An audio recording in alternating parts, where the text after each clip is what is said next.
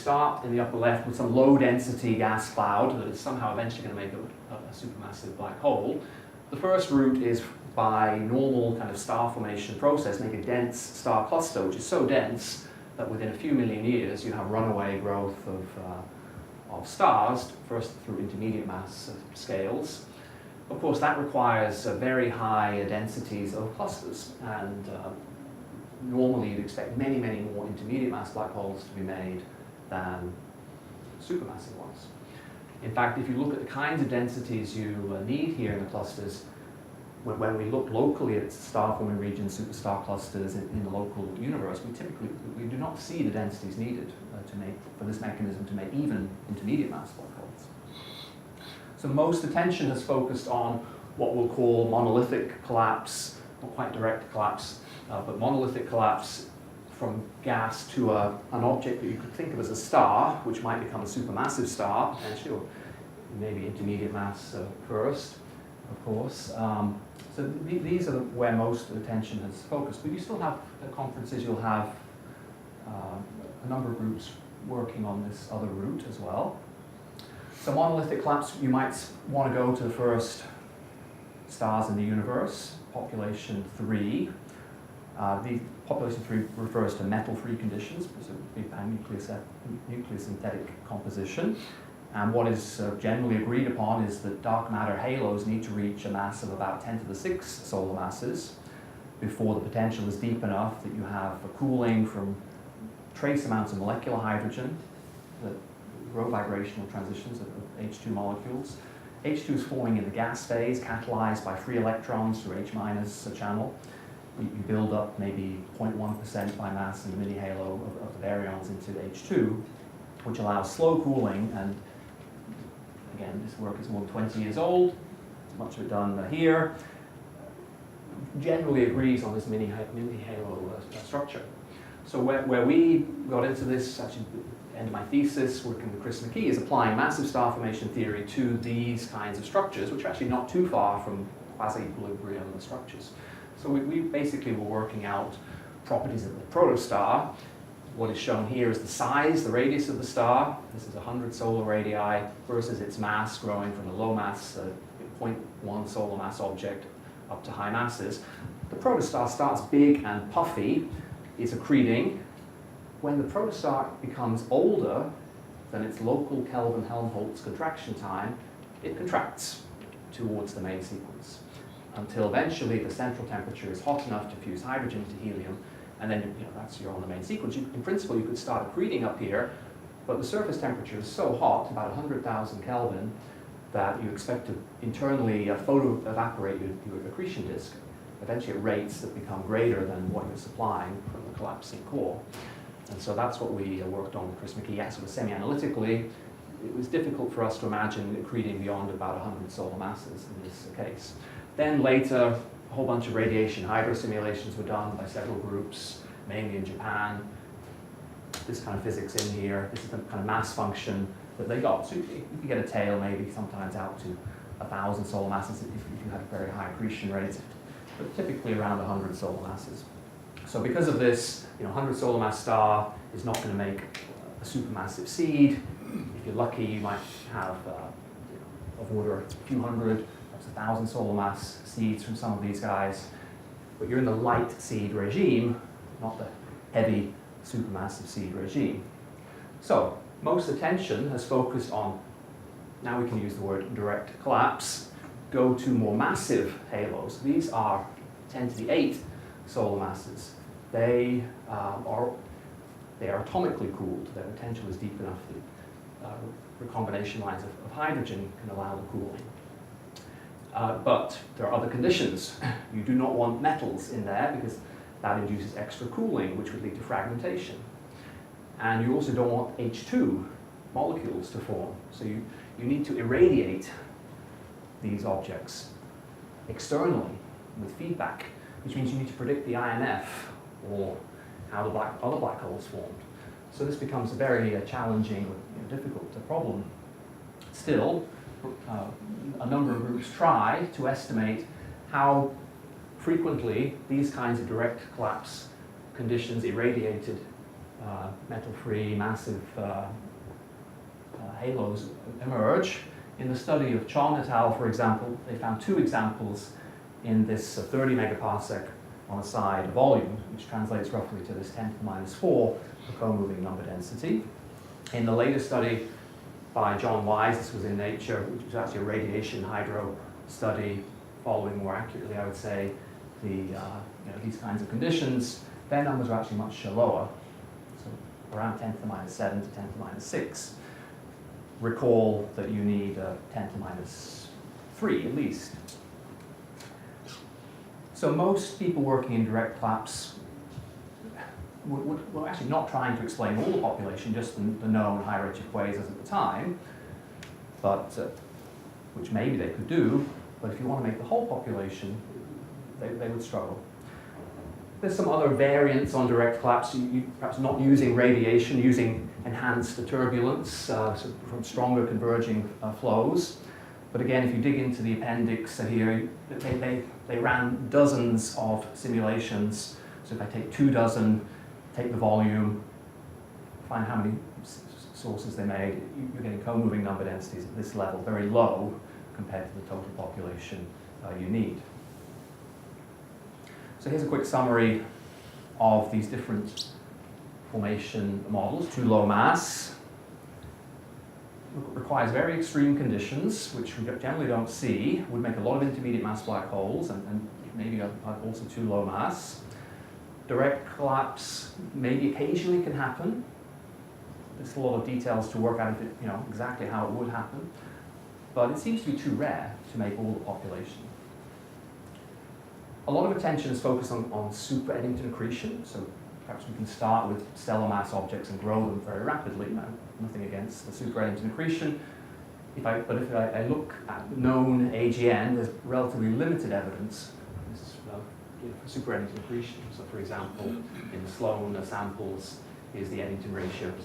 Nothing beyond this minus 0.5 here. But maybe, in principle, it could happen. So that's the situation, and I think we need a different, we need something new, something different. So what we have done is go back to Pop 3, Pop 3.1 we will call them, and see if we can make a model which has these following characteristics: a natural explanation of the 10 to the 5 solar mass seeds, formation at high redshift. In fact, we'll see they all form at high redshift, and a single channel will only use this mechanism to make the entire population. So what do we mean by Pop 3.1? Well, population 3, as we mentioned, is metal-free, effectively metal-free, Big Bang nucleosynthetic composition.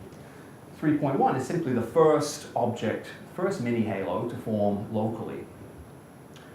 It has not been disturbed by any astrophysical source, not been disturbed significantly, whatever that means exactly. Now, depending what this object is, it will disturb things around it, primarily by radiation, its radiation field.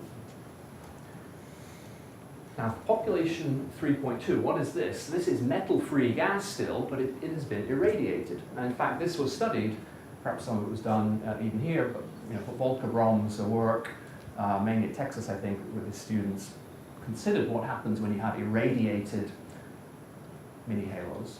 And the idea is quite simple, really, especially if you have UV radiation that you enhance the ionization level, you have more free electrons.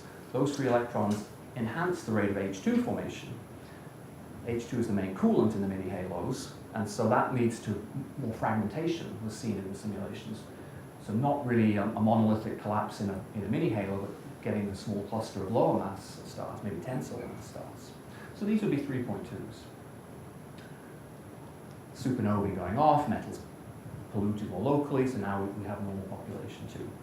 Okay, over here, far enough away, isolated enough from all this other activity, is now another 3.1. And essentially we'll begin to equate this isolation distance with this feedback distance. So that's the cartoon picture of what we mean by 3.1. Now, why do I care about isolated, undisturbed mini-halos? Well, we need some mechanism to stop this ionizing feedback that I mentioned, this disk photoevaporation that occurs when the star contracts to the main sequence. Is there a physical mechanism that could allow that to happen? Well, there is. There is a proposed mechanism, not by us, not by our group, but by Doug Spoglia, Katie Fries, and Paolo Gondolo in 2008, that because the star is forming co-located with a dark matter mini-halo, if dark matter is a weakly interacting massive particle, or some form of dark matter that self-annihilates, then there is a power source there which could change the structure of the star. When I first heard this from Aravind Natarajan, who was one of my students in Florida, I really didn't want to believe this. I sent Aravind away, now please take that paper away. But Aravind was very persistent, and we started getting into it and checking the numbers in Spoglia's and Fries and Gondolo's paper, to the extent where we got Brian O'Shea's ENSO simulations of mini-halos, and we're looking at dark matter densities, and we were seeing, yes, this is inside about half a parsec. The dark matter its density is rising up because of adiabatic contraction. This is what is needed for this mechanism to work. You see that the baryons are slowly collapsing in the mini-halo. They begin to dominate the mass inside about half a parsec. They deepen the potential slowly. That adiabatically contracts the dark matter, raises its density. Now, in these simulations, we couldn't go to the protostellar scale, so we did a couple of options of power law extrapolation down. This is probably a bit conservative. And then just checked what kind of, the ratio of heating rates due to WIMP annihilation, the various WIMP masses divided by cooling rates due to baryonic physics. And we're finding that the heating rates would become important on scales that are around 10, 20 AU in size. So somewhat bigger than the protostar itself. So it's potentially important. Now there's been a handful of other works, again some of it here, looking at this issue. I would say more from the point of view of perhaps trying to disprove the mechanism. In this particular study, they were seeing how accretion flows and accretion disk structures might reduce the dark matter density by perturbing the potential. But they were certainly seeing impacts of WIMP annihilation to the extent it would affect fragmentation in the mini-halo, which has been proposed as a mechanism also against this kind of idea. Whether or not you have fragmentation in Pop III stars, I'd say is still debated, both from the impact of this WIMP annihilation, but I think also from the generation of magnetic fields in the mini-halo and in the accretion disk, which we know from many studies definitely affect the structure of disks and their ability to fragment. Let's say then, what exactly is the impact on the protostellar structure if you have this extra power source? Well, here we've given the initial protostellar seed a certain reservoir of WIMPs that was implied by the Natarajan study from the 1 TeV case, and let them decay away and provide power. Basically the rest mass, not all the rest mass, 1/3 we send out in neutrinos, 2/3 is, 1/3 is electron-positron pairs which are trapped, and 1/3 is in photons which are trapped. So if that 2/3 is allowed, and that delays collapse to the main sequence. We had somewhat bigger reservoirs if we reduce the WIMP mass, so we can delay collapse further. But there is a solution where if this growing protostar can keep capturing more WIMPs from this high-density region of the center of the mini-halo, then you could keep, replenish your supply. And there is a potential solution where you keep the protostar big and puffy. It doesn't need to contract to the main sequence. And so it would be big, it would be relatively cool, it wouldn't have a lot of ionizing feedback.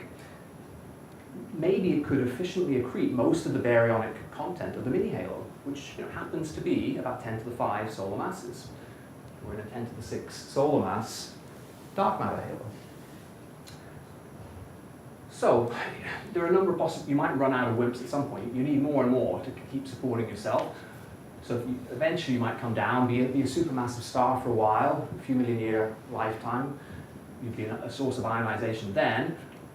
Or you keep going, there's a general relativistic instability, you cannot support yourself much greater than 10 to the 5 solar masses as well. You might cross that directly without ever fusing hydrogen.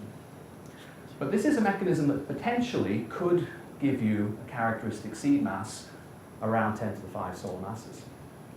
So Devesh Nandal, who's just joined our group in Virginia, in his PhD work with the Geneva Stellar Evolution Cogenec, is running these kinds of models. Here's an example model using the kinds of accretion rates that we expect in these mini halos. We're checking, this is the radius of the star I showed you before. This is the ionizing photon output.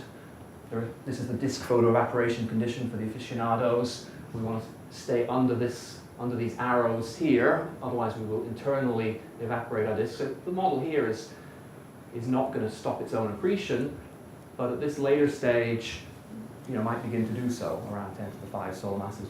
Note its ionizing photon flux is now approaching 10 to the 53 photons per second. For reference, a normal O star in our galaxy might be around 10 to the 49, around a 30 solar mass star. Okay, so this is the Pop 3.1 model.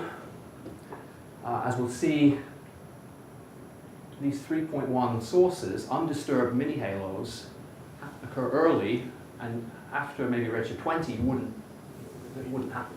I'll show you that in a second.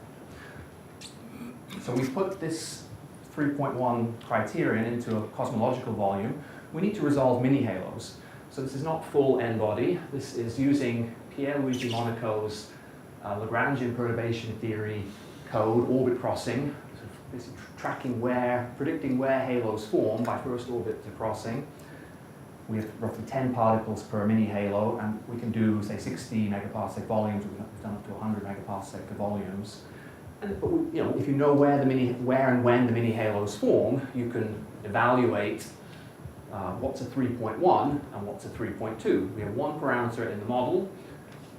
How isolated do I need to be a pop 3.1? So, for example, first mini halo forms around redshift 40. Then locally it will stop other 3.1s forming. So you build up more and more 3.1s. At some point this flat lines here. There's no more chance to be a 3.1 because everywhere's been in the feedback bubble of a previous source. Let's see these are the co-moving number densities I've been talking about before, between 10 to the minus 3 and 10 to the minus 2 at redshift 0. So it should be far to the left. The blue line is the isolation distance of 100 kiloparsecs proper distance. So this is all happening around redshift 30. So that will be co-moving about 3 megaparsecs at redshift of 30 here. Those are the sort of feedback bubbles there. Notice then, this is just a very small fraction of all the mini halos. These are all the mini halos. A tiny fraction of these. Most will be 3.2s. Obviously, if we reduce this isolation distance, we make more 3.1s. So we can go above this point. So that was Neil Banik, who was a student in Florida, and he did this as a side project. It took so long that Banik paper was submitted in 2016, I think, and had 7 versions on the archive, because this paper was sort of telling population 3 people, well, no, you need to account for this, and direct collapse people didn't particularly like it. So it went through a whole lot of trouble, that paper, but eventually was accepted and was predicting, the main prediction, all these huge numbers of black holes at high redshift. Anyway, JWST, he just finished his PhD in May. Sometimes I joke with him. His thesis was drawing these lines from redshift 10 down to redshift of 0. We managed to follow now this evolution down to redshift 0, so this is most of the history of the universe. Notice here, these are decreasing because of mergers. So mergers in this model happen quite late. We'll come back to the mergers in a moment. Also on here is this optimistic direct collapse result, if you remember from the Chom study. It's just 2 sources in a 30 megaparsec volume, so obviously a little uncertain here. This is just for illustration what's going on in Illustrious with the more mass halos above this mass are being seeded. They appear relatively late, of course. Well, so the first prediction is there's lots of black holes early, a fairly constant co-moving number density, but there's other predictions. They are born separated. So they are initially unclustered. And in fact, if you did the angular clustering, blue is our AGN with this 100 kiloparsec isolation against the control sample of equivalently mass halos, which are more clustered. You would see this much lower level of clustering. And in fact, this isolation scale at the redshift of formation would be imprinted quite obviously in the angular power spectrum here. Then the occupation fractions. So just by redshift 0, look at the blue lines. What fraction of halos have a seed black hole in this model? By redshift 0, it's at the high end, all large halos by then have a black hole, either because they had it originally or they merged with a seeded halo that was nearby and then brought the black hole in. So we generally have that feature, of course, but there's this tail down to lower mass halos that will have some fraction of seeding. It's just on a log and a linear scale. Is there a physical model for this isolation distance? Well, the simplest thing you might imagine is the Stromgren sphere around a supermassive star, which we've seen might have of order 10 to the 53 ionizing photons per second. In the intergalactic medium at a redshift around 30, that would give you a Stromgren sphere of about 60 kiloparsecs proper distance. So that is an interesting number. So there, in fact, in one of the versions of the Banik paper on the archive is a calculation where we use the Stromgren radius as the isolation distance. But we have slightly more sophisticated models now with Maya Pitkova, who's a postdoc in Sweden working on this. You don't quite, it's not, it's R-type expansion depending on the lifetime of this supermassive star. We can add in a bit of contribution from the 3.2s. There's a little bit of delay from when the Pinocchio thinks the mini-halo forms to when we think the collapse really happens. But our sort of standard model here will actually go a little bit high, perhaps one order of magnitude higher than the data here. But you could make a model that's physically now generating the right kind of numbers with this 3.1 scenario.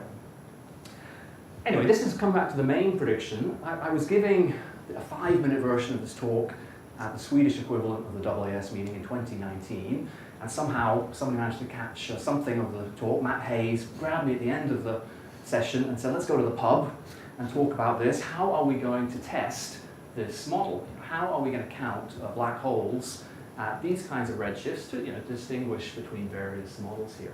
So we had a few beers in some pub, I can't quite remember the name, in Stockholm. We had a few more beers. How are we going to do this? This was pre-James Webb era, of course.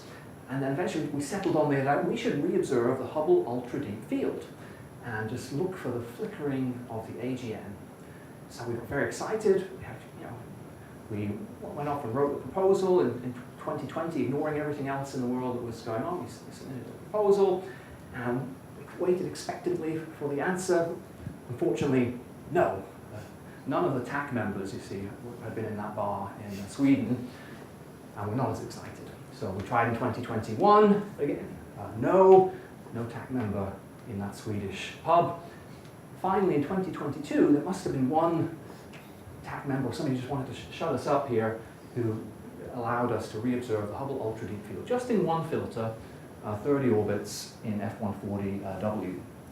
So this was done in then September or August 2023, and we have sort of done a quick look at the data and a letter that Matt has led earlier this year.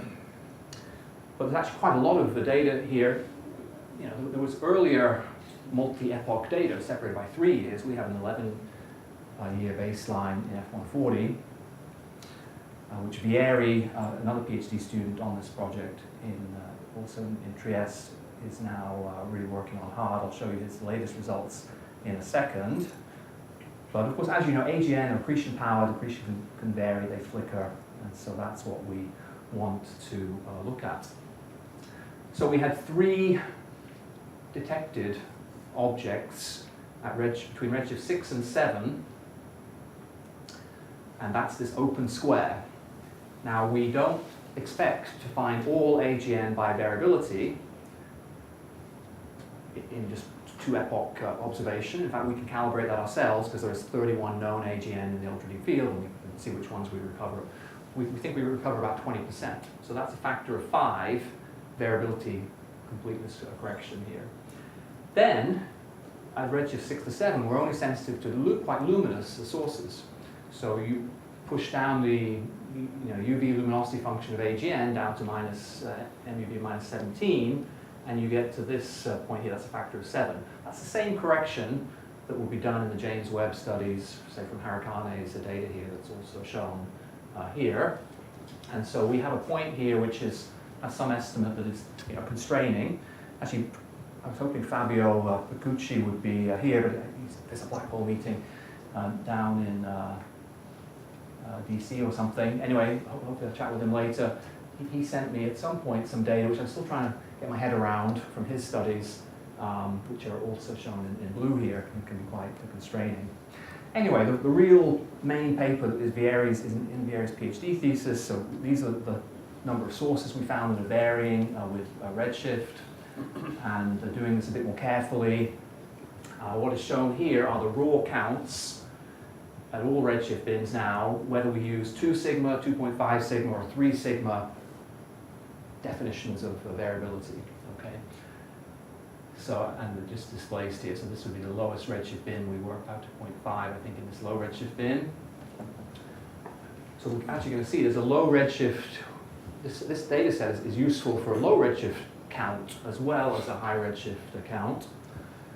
So raw counts, especially if you work at 2 sigma, you worry about, of course, false positives. So you want to correct for false positives. That brings us down to the open squares here. Less of an issue for the 3 sigma. Now we do our variability correction. In brown here are the 31 known AGN in the ultra-deep field. Typically relatively low redshifts that we use to calibrate this variability completeness correction. So that brings us back up to the open diamond. And I would say these open diamonds are actually at low redshift these are nuclear sources varying in galaxies. This is a measurement here. Then at high redshift, we have to do our luminosity function correction. So that brings up these points up to, equivalent to this red diamond that we showed before from the 3 objects. So now we have 4 points around here. Anyway, this is the status of where things are, but we have a measurement up here, which is relatively high. We have a measurement at low redshift, which is also relatively high. This dip here, we're still trying to understand. One potential explanation is black holes are more active at high redshift. But that's just waving my hands at the moment. This is the data as they stand. Well, so obviously we would like to confirm their AGN. We think there's little doubt because they're varying, but we obviously like spectra. So we do have proposals in to follow up the known variability sources. We also have this interesting project. This is a 50-hour project. We get Matt's the PI. We open all the shutters on near spec except a few that are used to mask known galaxies. And then you can actually do blank field spectroscopic search for objects. Although the data are complex and challenging, Matt tells me. But hopefully this will also allow us to do things. Okay, the other half of Vieri's thesis is putting this model into predict galaxy properties. So we've done, we showed you before occupation fractions based on just halos. The next simplest step we can do is a semi-analytic model of galaxy formation. Essentially predicts galaxy properties based on merger history trees. To the extent you believe such semi-analytic models, there are whole teams of people who develop them. They're calibrated in various ways. So, but now we can link black hole occupation fraction to, say, the stellar mass of the galaxy. So here are the occupation fractions again shown. We put some other models for comparison. Again, the halo mass threshold model that's used in Illustrious obviously just seeds everything above a certain mass, which would be equivalent roughly to a certain stellar mass is seeded. But our cases have, the main prediction is you could have quite high mass systems that are not seeded in some of these, especially in DISO 100 kiloparsec case here. In the semi-analytic model, there's a growth model for the black holes. Again, do I believe it particularly? Not, I have nothing against it particularly, but I know it's complicated. Anyway, you can hold it up against local mass functions of black holes. We're not too far away from them. So then M black hole versus M star, you can make that plot. Of course, we for simplicity seed everything at 10 to the 5 solar masses in a mini halos where we do seed, and then they grow from there. Whereas some models just put in stellar mass seeds and populate continuously here. There are differences then. So our models would have larger dispersion at a given M star in this mass of the black hole, obviously shallower down at this end, actually somewhat steeper at this end. We get higher growth in our systems, partly due to lower multiplicity in the systems. And this can be done up to high redshifts.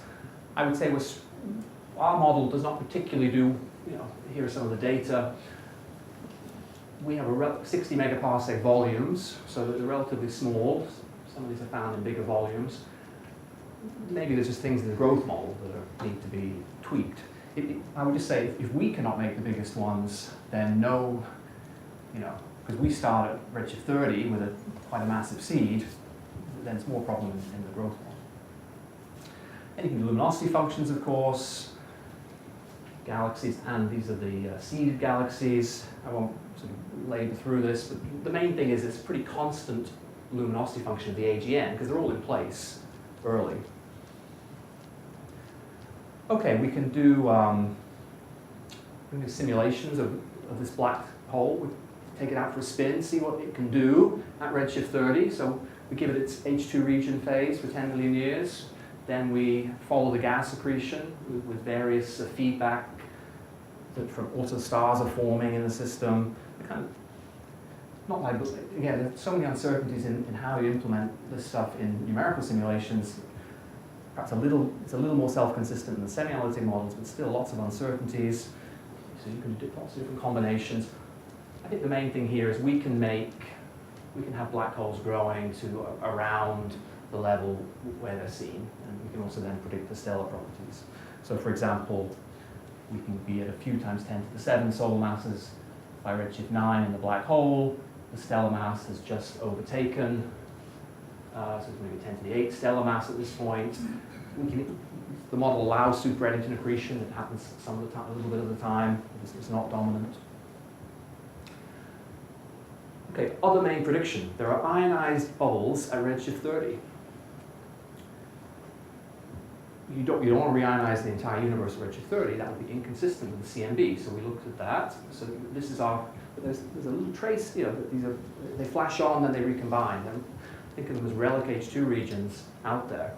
So they could be seen in the H1, future H1 surveys, high redshift H1.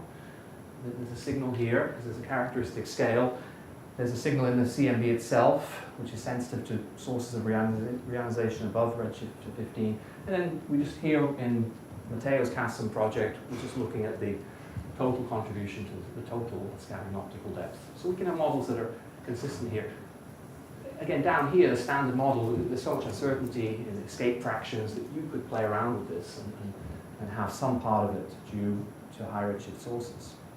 Okay, last topic. Binary AGN. Well, our sources are separated, so at high redshift there are no binaries. That's another prediction. Here are the merger rates, and then if you give a lifetime to the binary phase, this is uncertain. So it could be anywhere 50 million years taken here, 500 mega years taken here. The main point is, especially if it's 100 kiloparsec separation, there will be no binaries beyond redshift 5. Now, Myelino has claimed a few, but they're based on little wiggles you see in in the H alpha profiles and so on. They're not particularly secure, but they can be tested. Okay, then the gravitational wave background. Of course, we have merger rates. To make a prediction, I need to know the mass of the black hole. So I need to, can I really do that? We have the merger rates. I think they're under better control for us. Remember this decrease here is due to mergers. Let's say I don't trust the growth model. Let me just use an empirical model. So here is a sample of black holes from Davis in galaxies where we think the dark matter halo is about 10 to the 12 the solar masses. There's obviously some dispersion here. And I'm just going to draw a power law through these points where my endpoint, my anchor, is a mini halo with a 10 to the 5 solar mass black hole way down here. So I draw a power law so I can vary exactly where I go through here. And then I'm going to sample from this power law with some dispersion around it, about 1 order of magnitude around it. So here, this orange one might be the best one level of dispersion. Isolation distance, 100 kiloparsec. I'm a little bit low, 75 kiloparsecs, 50 kiloparsecs. I'm kind of in the band. So I didn't have to try very hard to get the nanograph signal. And there are obviously higher order predictions. What fraction comes from the 10 most luminous sources? You have to sample over many realizations and build up statistics that are for the sample. Implications for LISA with the rates, the last in-spiral phase of most of these systems will actually be detectable by LISA. If it's 100 kiloparsecs, you have 1 every 20 years. It's a 4-year emission nominal. If it's 50 kiloparsecs, it's just over 1 a year. So here's my summary slide. How do supermassive black holes form? There's all kinds of different models out there. Most people, you hear about it, oh, direct collapse, it must be direct collapse. Direct collapse struggles to make enough systems and would not naturally explain why, if there's a gap across this intermediate scale. So we think something else is needed. The 3.1 model is a physical model that forms them all early. It requires dark matter annihilation to do something. This annihilation only has an impact here because we've adiabatically contracted the halo, which only happens if you have slow monolithic collapse in the mini-halo. And we think that only happens in the first isolated mini-halos. Later ones that are irradiated fragment. You don't have this monolithic collapse. So it's the baryonic content of the mini-halo that gives you that characteristic mass around 10 to the 5. There's detailed physical models for these stages. Then you can have a model for what sets the isolation distance. It's the Strongman sphere around a supermassive star. Something like that would give you the right numbers. There are predictions.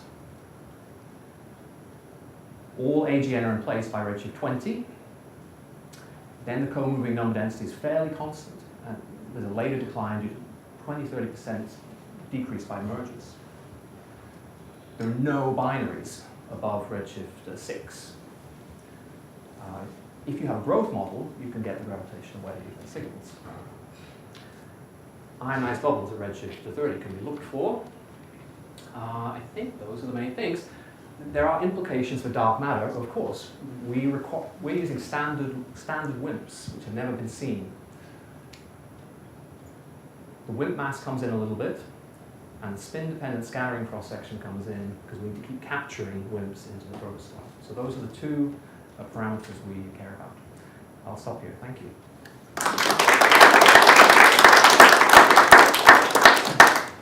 Okay, questions?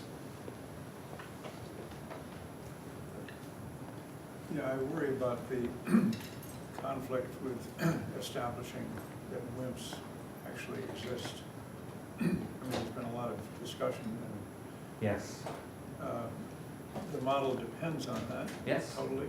Absolutely. Well, we need a source of power that is related to dark matter that would be adiabatically contracted. Actually, I was talking to Bruce Drain at Princeton last couple of weeks ago, And there was a talk about primordial black holes. If you wanted to go the primordial black hole route, asteroid mass black holes, in fact, they would behave in a similar way. But standard WIMPs with a relic density, I mean, all the simulations are using dark matter, halos. Where does this relic density come from? We're using standard WIMPs to get it. Let's start there, and then if the particle physics people have really ruled out every possibility, then we'll have to find something else. We're going to talk later, and I have some other ideas that I want to bounce off you. So is the prediction in this case that should IPTAs find single sources more quickly in this scenario, or will they just continue detecting the stochastic gravitational background? JWST is working on this. I think you're going to. There are single sources that which would then make asymmetries in in this background quite strong. We're working on it. Yeah, so I don't have a definitive answer, but there must be. I'm hoping there's a de-iso. Well, we already have some de-iso sensitivity. We're sensitive to the growth model as well. You're really sensitive to the high-end detail of the most massive of black holes is what we are finding. So how much dispersion, I just put in a 1-dex dispersion. The real distribution is not really like a Gaussian, so we need to care about what is this high-end tail doing of the black holes. So that's why Chumpe Ma's massive survey is very interesting to us, and that's where we have sensitivity. So I hope within a matter of weeks I could have some quantitative numbers because they're being done now. I can ask you a question related to the first one about the alternative source of heating. So do people consider things like small-scale turbulence on the scales below the scale of this collapsing cloud? Because it was shown that it can have an impact for the fragmentation of this primordial collapsing. I mean, it provides extra pressure, right? Doesn't because the turbulent decay time scale in this regime is longer than the cooling time. But I'm not sure about this. Their first minihalos. So do people talk about it at all? Well, they try and resolve it, but of course, as you know, on the grid scale, you can't. Yeah. Turbulence is not resolved. Is your question more about supporting the protostar itself? Yes. Well, the protostar is a very level. It's a star. Its density is not so different from the sun. So it's turbulence there would decay very quickly. So we don't think it's relevant for supporting in the stellar structure scale. Okay. There's rotation. These things could be rotating reasonably fast, but even there, the question of angular momentum always comes up. How do you get rid of angular momentum? It has been seen to be transported in a slow collapse in these early simulations, but every mechanism that involves direct collapse has this problem of angular momentum. We probably have less of a problem because we have a slow collapse in this small mini-head. Yeah, it was really interesting talk. I just have a quick comment on the dense star cluster scenario. So Yes. in your top left ball, I don't work on this myself, but I follow James Webb. Yes. So there's been this redshift 10 greatly magnified arc that's been seen by gravitational lensing. Yes. And if you actually account for the gravitational lensing and reconstruct the source plane, they infer distinct star clusters, each of masses of roughly 10 to the 6 solar masses, and inferred to be a parsec across or something. Yes. So these are actually really, really high stellar densities we're inferring at redshift 10, which I think is order of magnitude or more greater than we're seeing in globular clusters. So is that sufficient are those densities sufficient to explain intermediate mass black hole formation? Let me hope that one of my backup slides is here. Good.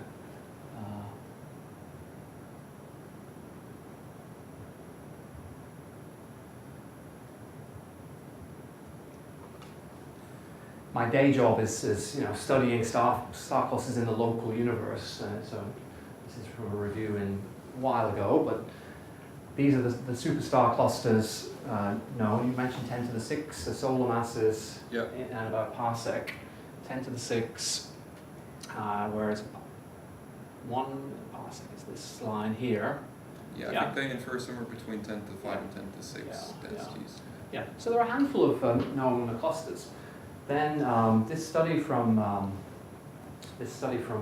Freitag doing this is Henon Monte Carlo models of how to make an intermediate mass black hole, how dense do you need to be in the center, how concentrated. These are concentration parameters that you assume inside the star cluster. There's different choices. You need to be on the left of these red lines to be dense enough to make an intermediate mass of black hole. So perhaps occasionally it could happen. But to make an intermediate mass black hole, it's very hard to predict this kind of thing in a cosmological simulation, of course. It's one point. And so yeah, the mechanism is still in play, but its prediction, I think, would be lots of intermediate mass black holes, many more than supermassive ones, and very little evidence for these intermediate mass black holes. Great talk. Just a general question. How optimistic do you think we can detect like first supermassive black holes in the JWST era? Yeah. Well, you want to find a supermassive star before it becomes a black hole? Like Or, prove or disapprove your simulations? well, if I mean, James Webb could do a variability study, and people are already beginning to do that.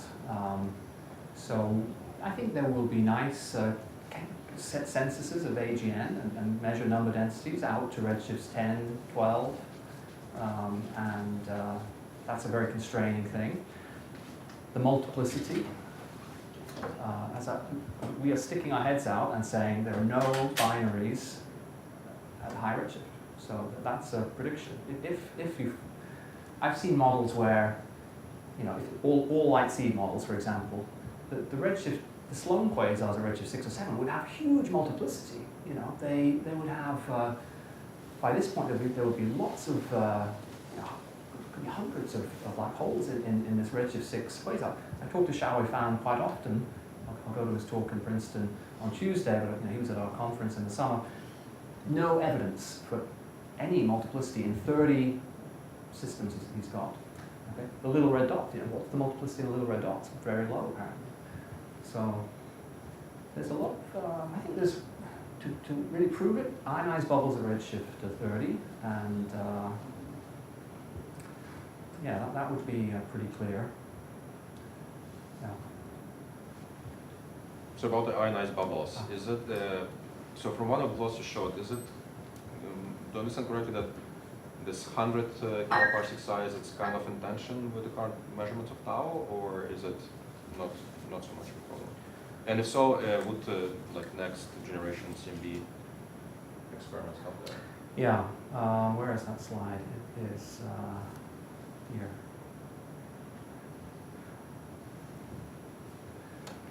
So this line here is just Bjorn is this Bjorn is this code that you put in ionized bubbles, and it will then do this kind of calculation for you. It has a model for normal galaxies, a fiducial model, which does this. So then what Matteo was doing was adding an extra component, which is our bubbles, and we have more of them at 50 kiloparsecs than we do at 100. So it's actually the 50 which begins to have more contribution. So formally this would be outside the band here. But I kind of like 50 kiloparsecs now, so I would just fiddle around with what the fiducial assumptions are for lower redshift galaxies, the escape fraction and so on. You could make, I think, quite reasonable models that do it. The prediction for the CMB, I just talked to a guy, Colin Hill, on Monday about this. And so there's this kinematic Znaiv-Zildovich effect from these high redshift sources that could be detected by the Science Observatory. That's one of their things there. So right now they have a constraint on the width of the redshift distribution for when reionization happened, under the context of a simple model. But there's only a few, redshift 6 plus with a width of maybe 3 or something. But you can do other models which are more complicated shapes. So maybe there's a way to get it there. Okay, let's thank Jonathan again. And see you in half an hour at lunchtime.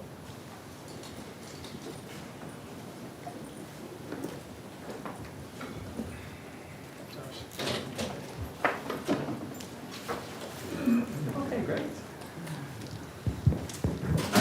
Hello. Dr. Liam.